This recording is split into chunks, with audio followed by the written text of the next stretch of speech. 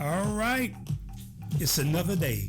Are you ready today? Are you ready to listen to Experience Strength and Hope? I'm Antonio the Mayor, Antonio Damayor Timms, and you can find me on all the podcast platforms from Anchor to Apple to Spotify, and I put it on YouTube for those of you who don't have those platforms to listen to me on. I have it on there also. So I want you to listen today and listen as we talk a little bit about experience, strength, and hope from my point of view. My point is that you hear something that will make you smile, make your day better, make you laugh, make you cry, make you dig deep inside yourself sometime. Today, I hope I reach you in one of those ways that you'll do a little bit of thinking and say, hey, my life is great. And that's what we all have to do. Come to the realization that our life is great. If it wasn't great, we wouldn't be here. We wouldn't have woke up the next day. But you woke up and you saw another day. If you're listening to me, you're woke. You're part of the woke generation that, hey, I got up today and seen another day that I can thank God for and say, hallelujah, give God praise. Thank you for giving me life again another day that I can go out here and I can be a light to someone else. I can be a help. Somebody broke down on the road. Somebody that just are discouraged. Somebody that's sick. Somebody that's suffering. That I'm here another day, not just for myself, but for everyone else that I come in contact with. Make that your point, that when you come in contact with people, you leave something in them that can help them. Thank you very much for tuning in and getting ready to hear another story of experience, strength, and hope.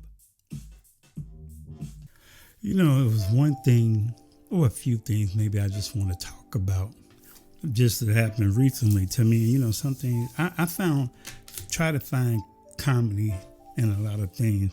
But do you know, here in Kansas, there are a lot of deer out here. They just own the place. When you're driving last year, a deer hit my wife. She didn't hit the deer hit her. Make sure you tell the police that when they ask you, not the police, but the insurance company too. So you say, what happened? Well, the deer hit me. You didn't hit him. I heard that can make a difference when it comes to getting paid the right way from your insurance company. I don't know. I just heard that. So who knows if it's true or not, but let me tell you something. The other day, a few days ago, I was driving home and I was coming down this road, broad daylight, all right? And a deer comes in the middle of the road and stops. He just stopped there. Now, it was traffic coming from the other way. They stopped too. So we're both stopped. And the deer, usually when you have a deer, he'll take off and run across the highway and run down somewhere. But this one stopped. And he looked at me like, I dare you. The thug deer. Thug, look at, I dare you to hit me. And I'm looking at him like, I dare you to hit me. You ever heard of deer jerky? Deer chili? Venison steaks? Venison roast? Yeah, I dare you too. So it was a stare down between me and a deer. Like, is my car worth it? Is my truck worth it? He's looking at me like, yeah, is your truck worth it? Do you want this damage? I'm willing to sacrifice myself for it. Are you willing to sacrifice that bumper and the chance that your insurance company might cancel you? So we had this stare down. It seems like for minutes, but I'm sure it was only a quick second. And I'm looking at him, but I'm also looking at a roast in a slow cooker. Good old deer jerky. Then he just turns and rolls his eyes at me and says, I'm out of here. I didn't actually say that, but that's a look he gave me when he rolled his eyes. I'm out of here. Catch you next time when it's dark. And that's took place right here within the city limits. So be careful out there and watch the deer. Not unless you're going out deer hunting or something like that, and that's your only means of hunting is driving up and down Highway 77 because you know it's highly populated in deer and you want to hunt. Boy, people are going to get mad at me about that. But don't do it that way. That's just a joke. Okay? Okay, another true experience while I was driving. And this one happened just last night. I was coming back from a meeting. It was dark, really dark. Came around the corner, and I'm driving down the street. And I see something in front of me, but I stayed in my lane to come past. I knew it wasn't a car. I didn't see anything. Got up close enough, and there was a guy. Dark now. It was a guy on a moped. Two things that caught my attention is one, I didn't know they still made mopeds. I didn't know mopeds were still running. You know, I thought mopeds were the thing of the 80s and 90s that was gone, but this cat was on a moped. Moving. And I didn't see him till I got up on him. I had to swerve over a little bit. No lights, no reflectors, no nothing. And he came around the other side and slowed down and looked at me and at the light and just mean mugged me. Like I did something wrong. And then he turned and crossed in front of me to keep going. So I went around him. And I said, what is wrong with this cat? This cat is really tripping on this moped. I mean, I didn't know, I couldn't tell, couldn't get a good look. I didn't know if he was using the mo or the ped. The mo, which is the motor of the pedals, and he was pedaling, but that dude was moving on that mo pedal, that motor pedal, moped. He was moving. It was like he was trying to catch up on me, and I was like, I can hardly see you because you don't have any lights behind you. Obviously, I have the right of way. Because you cut in front of me and ran through the red light. If you want to get respected on the road, don't do things that are against the rules of driving. Don't do things that are against the law of the highway or the roadway, byways. Don't do things against that. If you want to give somebody a dirty look, don't you be the one to do something stupid. Let me tell you another one that people do all the time. And this must be a Kansas thing because I really feel like the people in Kansas cannot drive. You will find out how good you can drive if you go to cities like I heard LA. I haven't driven in LA, but I've driven in St. Louis. I've driven in Dallas. I've driven in Atlanta, Georgia. And I grew up in Chicago. That's where I got my first lesson in driver's ed in Chicago. Okay, so if you can drive in them cities, you can drive. You know, don't come giving me a dirty look here. In Kansas, you just been going 30 miles an hour all the time, 20 miles an hour down this street. You know, you get on the highway, oh yeah, you zooming in going your 70, 75, 85 miles an hour in Kansas. But one thing that gets on my nerve, I'm talking about city driving, because a lot of people can drive on the highway, but they get to the city, they can't drive worth nothing. And it's a lot of people that can drive in the city, but get on the highway and tense up and can't drive nothing. No kind of way on the highway. Here it is. This is what gets me. Right-hand turn in the left-hand lane. You want to get under my skin? Whew. That drives me nuts. People come. Now you in your lane, the right-hand lane. And here they come turning into the left-hand lane. Don't you know that if you make a right-hand turn, you make a right-hand turn into the right lane. If you're making a left-hand turn, they do this too. A lot. You see it all the time. Even the police do it. So I know they're not giving away tickets out on it, but it could cause an accident. Make a left-hand turn, and instead of going into your left-hand lane where it's two lanes, go all the way into the right-hand lane. Ooh, that cooks my goose, as one of my relatives say. But why not do it the right way so you can keep me calm? I don't have road rage or anything like that. At least I don't think. I think I used to have a little road rage. I had a time when someone pulled in front of me and almost hit me, and it made me so fast. It made me so mad. I followed this person all the way to the family video just to give them the look. Y'all know the look, don't you? Do you know the look? When somebody do something stupid on the road, you give them that look. You know, kind of like old boy did to me on the motor pedal, you know, on the moped.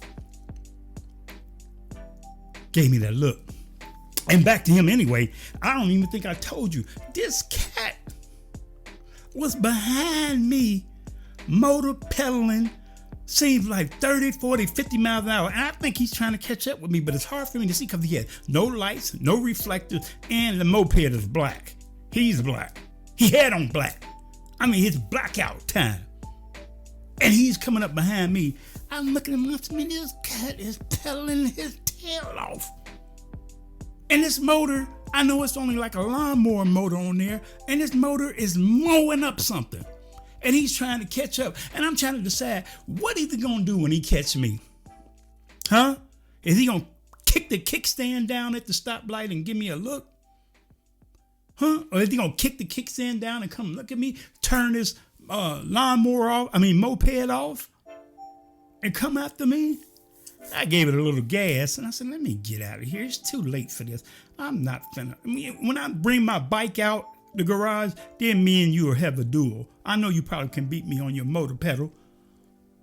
You know, you got the lawnmower engine and everything. So I quit it. I called it a night. Say, let me go home. Let me get home out of these streets because people are crazy nowadays.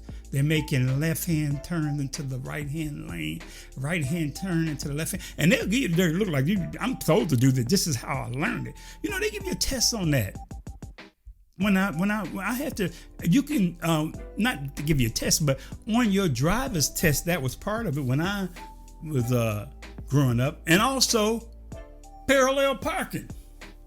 Man, I've seen people take 3 hours to parallel park, it seemed like. And they have a space for 2 cars and can't get in there. Where I'm from in Chicago, man, that's the parallel parking capital of the world. These cats get in a spot with an inch in front of them and an inch in back of them and behind them. An inch in front and an inch behind. They'll squeeze in that spot. It may take them turning that little, especially if you ain't got power steering. My old cat still driving old Cadillacs without power steering and stuff. But anyway, trying to get in there and get over there in a space that's made for a Subaru, and you trying to get your big old 1973 town car in there. And they do it. Man, I tell you, that's the parallel parking capital of the world. So look at this now. Check this out. I know this is all about experience, strength, and hope. I know that. I know this is about experience, strength, and hope. My experience as a driver has been great. I had a limited amount of accidents I've had. I think I've only had, that was my fault, maybe 1 or 2 accidents. It's a story that I refuse to tell right now about me having an accident in a van from work. I haven't even been there that long. I'm still fresh. I still got newness all on me. I probably had a tag still hanging on me. And I had an accident in one of our vans that I was driving. Well, I'll tell you.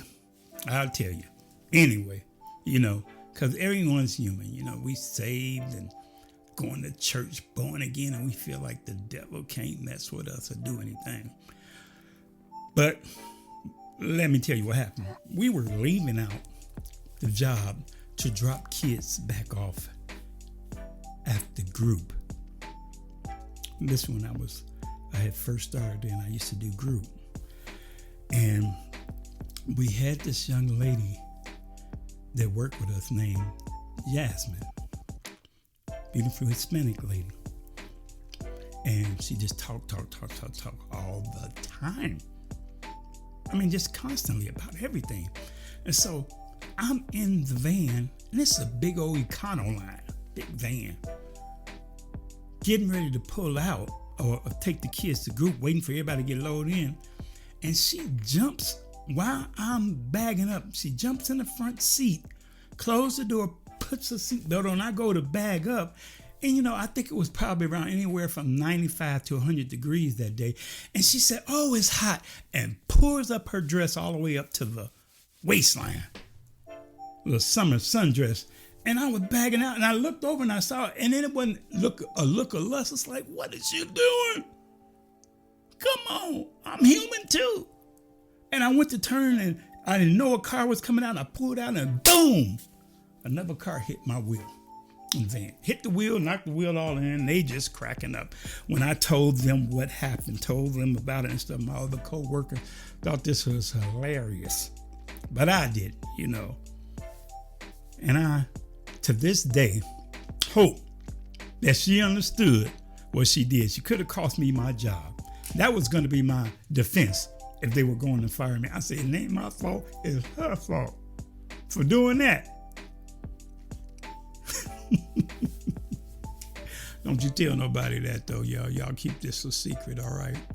But that's one of the few times that I had an accident. Other times, it probably wasn't my fault.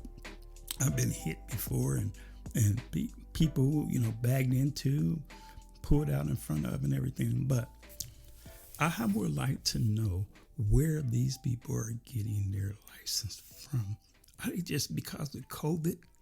They're just banging up on standards and saying, "Hey, take me around the block.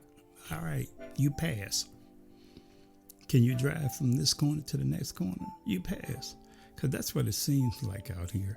I don't know if the driving is getting worse or I'm getting older. But I'm at my prime for doing the best driving in my life. I'm at my prime for doing the best job or best driving right now. When you get in your 50s, you do the best driving in the world. Ain't nobody on the road out there can outdrive a 50-year-old man. In between 50 and 60, 65, those are where you find your best drivers. Because them dudes know everything. They can do everything. They done traveled the world in cars. They done been everywhere, went under tunnels, drove over bridges, and ain't afraid of nothing. Will drive you anywhere. Know how to park, know how to bag in, pull out. Woo, they know how to do a donut. Everything. Ain't nobody on the road better than a man that's between the 50s and about 65. Now, I don't know what happens after 65. I haven't got there yet. But I've seen some good 65-year-old drivers, 65 and above, 70-year-old drivers, 80-year-old driver. When you get in your 90s, when you get in your 90s, you might want to go ahead and get on the bus a little bit sometime, because I've seen some 90-year-old drivers that scare me. When I'm 90, you don't have to worry about it. I'm accepting the cataracts and anything else that I have and say, all right, you can drive me. That's why it's good to have grandkids, great-grandkids. They can drive you around when you get up in that age where you're dangerous on the road, where the speed limit is 30 and you scooting down there about 15 miles an hour looking at us like we did something wrong. Oh, that's my spiel today on driving. Hopefully, I don't make you mad. If you're 68, I ain't saying you can't drive. I'm saying study the book a little bit harder if it starts a little commotion on the road when you get on there. You notice a little bit things changing. When I get 65 and 66, I'm going to check myself. I don't know if they make you take the driver's test over again as you get older, but it seems like all they do is make sure, that you wear your glasses and can take a good picture. Stamp it. Thank you very much, Mr. Tim. I don't think my license expired to 2026 or something like that. I could look at it right now, but I'm too lazy to look in my pocket. But remember the rules of the road.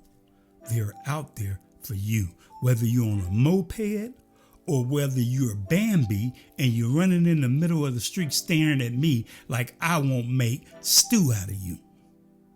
The show will. All right? You guys have a good day. This is Tony the Mayor, just coming to you with a little bit of experience, strength, and hope. And I hope you enjoy your day and experience the greatest thing in the world that gives you strength. Thank you. All right. I thank you today. I really do. I thank you for taking time out to listen to this from the beginning to the end. And that's where it counts, that you listen from the beginning to the end.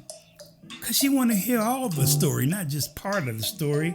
If you get busy, come back and listen to the rest, But I thank you. Continue to listen to me on Spotify, YouTube, Anchor FM. You can listen to me on Apple Podcasts. Whatever you do, just listen to me. And all you have to do is go to a search and you say, hey, Tony, I can't find you. I can't find you on YouTube. Just type in Antonio the Mayor. Antonio the Mayor.